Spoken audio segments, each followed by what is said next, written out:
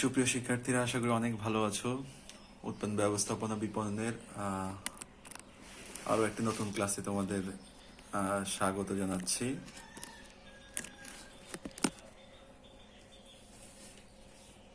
উৎপাদন ব্যবস্থাপনা বিপণনের প্রথম পত্রের প্রথম অধ্যায় আমরা ইতিমধ্যে শেষ করেছি। আমরা সর্বশেষ সে অধ্যায়ের কিছু জ্ঞানমূলক প্রশ্ন পড়েছিলাম।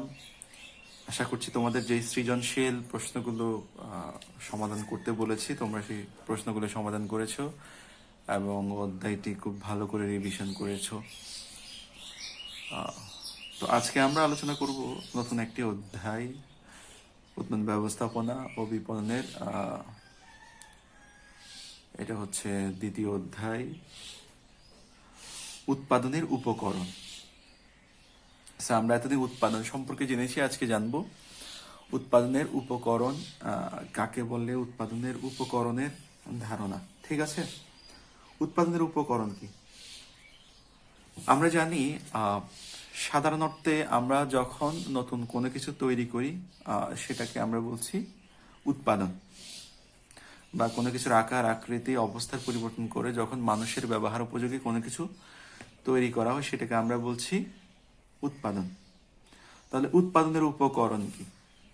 একদম সাধারণ অর্থে উৎপাদনের উপকরণ যদি আমি উৎপাদনের উপকরণ কি এটা যদি বলতে চাই তাহলে বলতে হবে উৎপাদনের উপকরণ হচ্ছে উৎপাদন করতে যে সকল উপকরণের উপর নির্ভর করতে হয় তাকে উৎপাদনের উপকরণ বলে।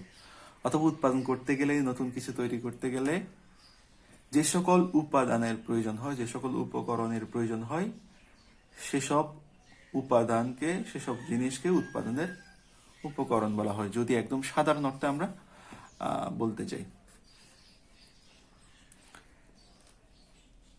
যদি আমরা সংজ্ঞা বলতে যাই, মনীষীর সংজ্ঞা বলতে চাই, তাহলে আমরা একটি মনীষীর সংজ্ঞাও উল্লেখ করতে পারি। ডিউইট বলেছিলেন, তিনি একটা সংজ্ঞা দিয়েছিলেন। তিনি বলেছেন একটি নির্দিষ্ট পণ্য উৎপাদনের জন্য যে উৎপাদনক্ষম সম্পদের প্রয়োজন তাই হলো উৎপাদনের উপকরণ। তাহলে একটি নির্দিষ্ট পণ্য উৎপাদন করতে গেলে যে উৎপাদনক্ষম সম্পদের প্রয়োজন সেসব সম্পদই হচ্ছে উৎপাদনের উপকরণ। একই সাথে স্যামুয়েলসন আরেকটা সংজ্ঞা দিয়েছেন। তিনি বলেছেন উৎপাদনের উপকরণ হলো উৎপাদনক্ষম ইনপুট, যেমন শ্রম, ভূমি, মূলধন এবং যে সম্পদগুলো পণ্য বা সেবা উৎপাদনের প্রয়োজন হয় সেগুলো হচ্ছে উৎপাদনের উপকরণ। তাহলে আমরা একটা বেসিক ধারণা পেয়ে গেছি উৎপাদনের উপকরণ কাকে বলে। তাহলে এই বেসিক ধারণা থেকে আমরা এখন উৎপাদনের উপকরণ এর সংজ্ঞাটা নিজ থেকেই দিতে পারবো। ঠিক আছে, তাহলে কনক্লুশন টানতে গেলে উৎপাদনের উপকরণ বলতে আমরা সেসব উপায়কে বুঝি, সেসব বিষয় বা সম্পদকে বুঝি, যে সকল উপায় বা যে সকল সম্পদ, যে সকল বিষয়গুলো উৎপাদন কাজে ব্যবহৃত হয় তাকেই উৎপাদনের উপকরণ বলা হয়। Economics, according to economic theory, উৎপাদনের উপকরণকে আমরা প্রধান 4টি ভাগে ভাগ করতে পারি। উৎপাদনের উপকরণ মূলত 4টি, সোজা কথায় বলতে গেলে। উৎপাদনের প্রথম উপকরণ কি? সেটি হচ্ছে ভূমি, শ্রম, মূলধন, সংগঠন। আমি যখন উৎপাদন করতে যাই আমাকে এই 4টি উপকরণ দরকার হয়। এই 4টি উপকরণ আমি ব্যবহার করে উৎপাদন সংগঠিত করে থাকি। এখানে কিছু বিষয় প্রাকৃতিক আর কিছু বিষয় অপ্রাকৃতিক।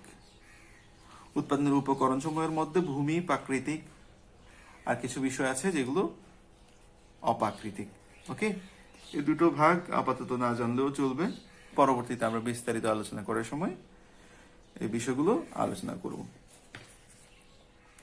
আমরা প্রথমে আসি ভূমি কাকে বলে। উৎপাদনের যেহেতু এই 4টি উপকরণের দরকার হয়, আমরা এখন এই 4টি উপকরণ সম্পর্কে বিস্তারিত জানব।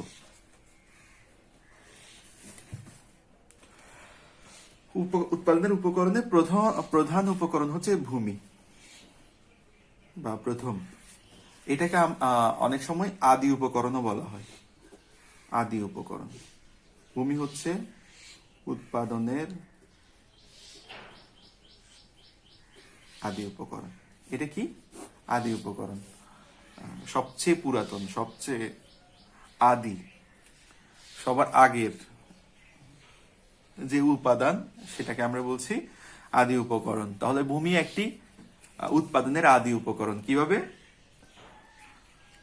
আমরা তার আগে সংজ্ঞাটা জেনে নিব। আমরা ভূমির সংজ্ঞাটা জানার পর আমরা বুঝতে পারবো কিভাবে ভূমি আদি উপকরণ। স্বাভাবিকভাবে ভূমি হলো, ভূমি বলতে আমরা বুঝি পৃথিবীর উপরিভাগকে, যার উপর আমরা হেঁটে চলি। পৃথিবীর উপরিভাগ যার উপর আমরা হেঁটে চলি তাকেই ভূমি বলে থাকি। কিন্তু অর্থনীতির ভাষায় ভূমি বলতে পৃথিবীর উপরিভাগ বা আমরা যেখানে হেঁটে বেড়াই সেই অংশকে বোঝাই না, বরং যত ধরনের প্রাকৃতিক উপাদান পৃথিবীর মধ্যে আছে সবকিছুকেই ভূমি বলে। যেমন আবহাওয়া, জলবায়ু, বৃষ্টিপাত, সূর্যের আলো, বাতাস, পানি, মাটি, মাটির উর্বরতা, বনজ সম্পদ, খনিজ সম্পদ, সকল কিছুকে ভূমি বলা হয়ে থাকে। বন জঙ্গলের বনের মধ্যে আমরা যা কিছু পাই, কাঠ থেকে শুরু করে যত উপকরণ পাই সবকিছু ভূমি। একইভাবে আমাদের যে বৃষ্টিপাত হয় এটাই ভূমি। আমাদের মাটির গভীরে যে খনিজ সম্পদ পাওয়া যায়, তেল, গ্যাস, এইগুলো সব ভূমির অন্তর্ভুক্ত। একই সাথে বাতাস, পানি এবং যত ধরনের ইভেন মাটির উর্বরতাও ভূমির মধ্যে আওতাভুক্ত। তাই ভূমিকে আমরা বলছি আদি উপকরণ, সৃষ্টির সবচেয়ে আদি উপকরণ। তাহলে এক অর্থে আমরা বলতে পারি আমাদের ক্রিয়েটর, আমাদের সৃষ্টিকর্তা পৃথিবীতে যা কিছুই আমাদের জন্য সৃষ্টি করে আমাদের জন্য পাঠিয়েছেন, আমাদের দিয়েছেন, পৃথিবীর মধ্যে যা কিছুই আমরা সৃষ্টিকর্তার কাছ থেকে সরাসরি পেয়ে থাকি প্রকৃতিতে, সবগুলোকে আমরা ভূমি হিসেবে আখ্যায়িত করতে পারি। ঠিক আছে? এরপর আসি শ্রম কাকে বলে। শ্রম তো আমরা বুঝতে পারছি, মানুষ কোনো কিছু উৎপাদন করতে গেলে যে শ্রম দেয় সেটাকে আমরা শ্রম বলে থাকি। ঠিক আছে? শ্রমিক যে শ্রম দেয়, একজন শ্রমিক কাজ করতে গিয়ে কি করে? একজন শ্রমিক কাজ করতে গেলে তাকে দুই ধরনের সে শ্রম দিয়ে থাকে। একটা হচ্ছে শারীরিক, ক্লিয়ার করে লিখছি,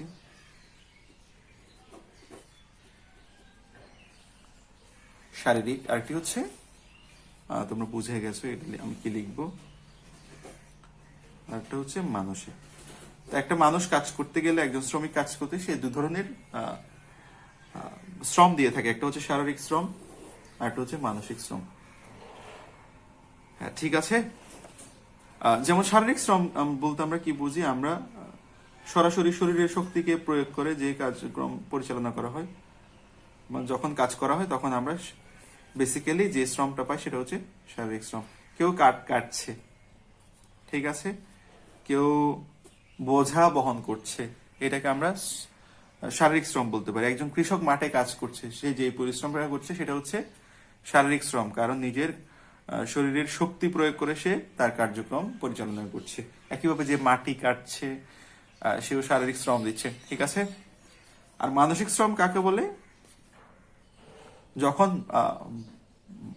মাথাকে কাজে লাগিয়ে মানুষের যে জ্ঞান, যে ব্রেইন আছে, ব্রেইনটাকে যখন স্ট্রমিং করে সে কোনো কাজ করছে, মাথাকে খাটিয়ে যে কোনো কাজ করছে, বুদ্ধিকে খাটিয়ে কোনো কাজ করছে, সেটাকে আমরা মানসিক শ্রম বলে থাকি। যখন তোমাদের টিচার তোমাদের ক্লাসে পড়ায়, আমরা যখন তোমাদের ক্লাসে পড়াই, অ্যাকচুয়ালি আমরা কোনো শারীরিক শ্রম প্রদান করি না। ক্লাসের মধ্যে আমরা যে জিনিসটা করি সেটা হচ্ছে আমরা আমাদের বুদ্ধিকে খাটিয়ে, জ্ঞানকে কাজে লাগিয়ে আমরা তোমাদের কি করছি? পড়াচ্ছি, ঠিক না? এখানে কোনো ধরনের শারীরিক শ্রম নেই। তাহলে এটা হচ্ছে মানসিক শ্রম। আমরা কি করছি? আমাদের মানসিক শ্রমকে কাজে লাগাচ্ছি। এটাও ভুলে গেছি।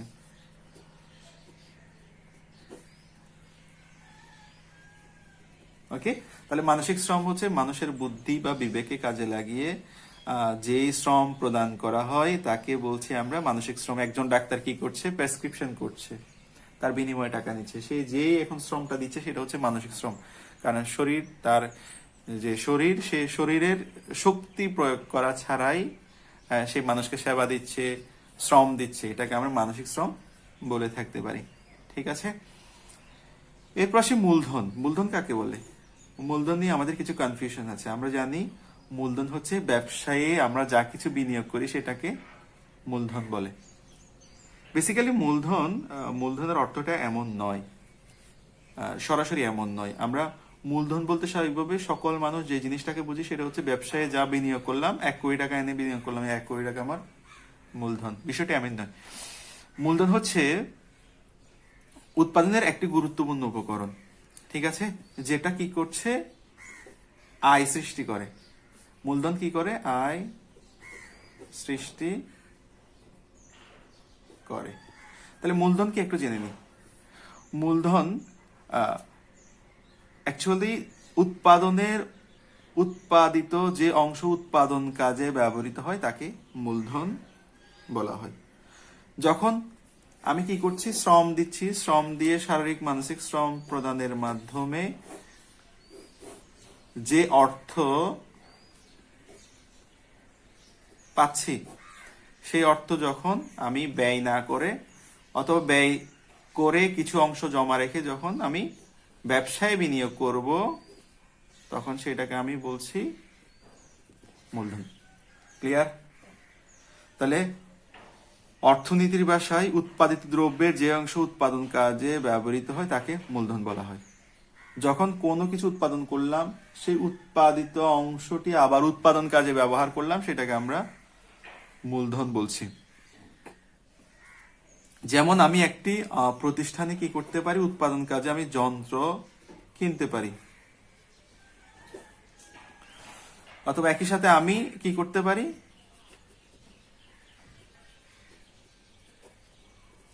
কাঁচামাল ব্যবহার করতে পারি উৎপাদনের জন্য। এই যে আমি উৎপাদন কাজে আমাকে সহায়তাকারী এইসব উপকরণই হচ্ছে মূলধন। ঠিক আছে, তাহলে মূলধন আয় সৃষ্টি করে।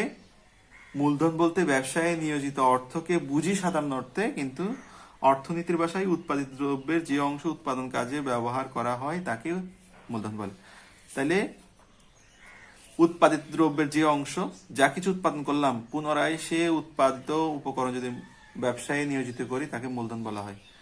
আমি শ্রম দিয়ে অর্থ অর্জন করলাম, এই অর্থ দিয়ে যন্ত্র কিনে যখন আমি প্রতিষ্ঠানে ইনভেস্ট করলাম, সেটাকে আমি বলছি মূলধন। ওকে, এরপর আসি সংগঠন কাকে বলে। সংগঠনের বেসিক কাজটা তোমরা জেনে নাও। সংগঠন মূলত সংগঠনের যে অর্থটি আমরা স্বাভাবিকভাবে জানতে পারি বা বুঝতে পারি, সেটি হচ্ছে সংগঠন মানে সংগঠিত করা। কাকে সংগঠিত করা?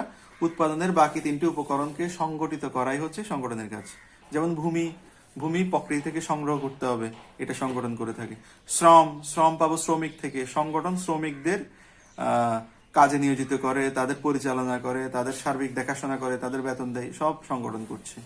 এরপর মূলধন, উৎপাদনের যে উপকরণগুলো আছে, এই যন্ত্রপাতি কিনতে হবে, কাঁচামাল আনতে হবে, এই যে উপকরণগুলো কিনে এনে উৎপাদন কাজে লাগিয়ে দেওয়া হচ্ছে মূলধন, সংগঠনের কাজ।